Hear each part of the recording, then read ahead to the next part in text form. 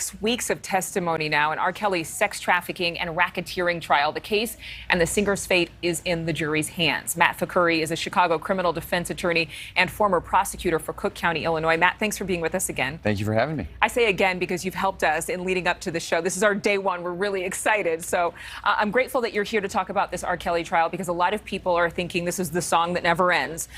But really, the jury will resume deliberations today after getting the case on Friday. So how long do you think it will take for them to get a verdict? So it's very hard to predict how long a jury will take to render a verdict. Typically, however, when a case is more complicated and it's longer, it's going to take longer for the jury to come back with a verdict. Here, I think we had 45 witnesses, if I'm not mistaken. Wow.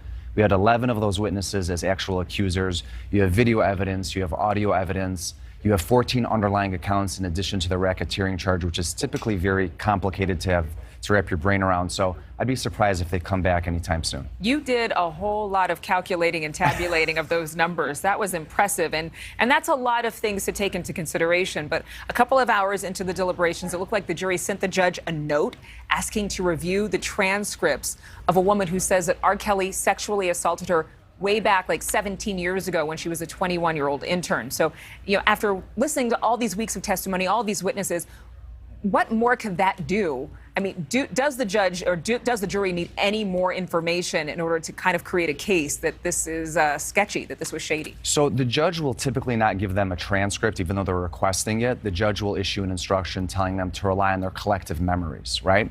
They do have notes that they took throughout the course of the trial. The notes, though, are not considered evidence, and the judge will instruct them to, rather than relying on the notes, to rely on their collective memories.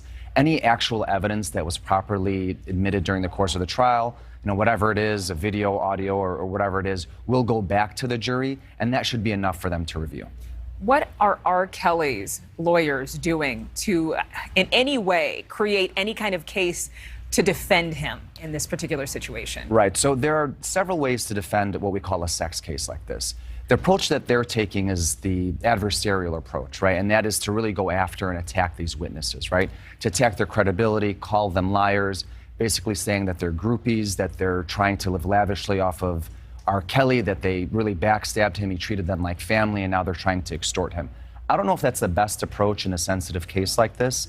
There are other approaches. You could say that he didn't actually know they were minors at the time, or another defense perspective is to say that he actually, he did have sexual relations, but it was at a time when they were actually of the majority, not the minority, and that these witnesses were wrong on the dates because they happened so long ago. But they're taking a very adversarial approach to this. Is there anything that could be done to basically clear his name at this point?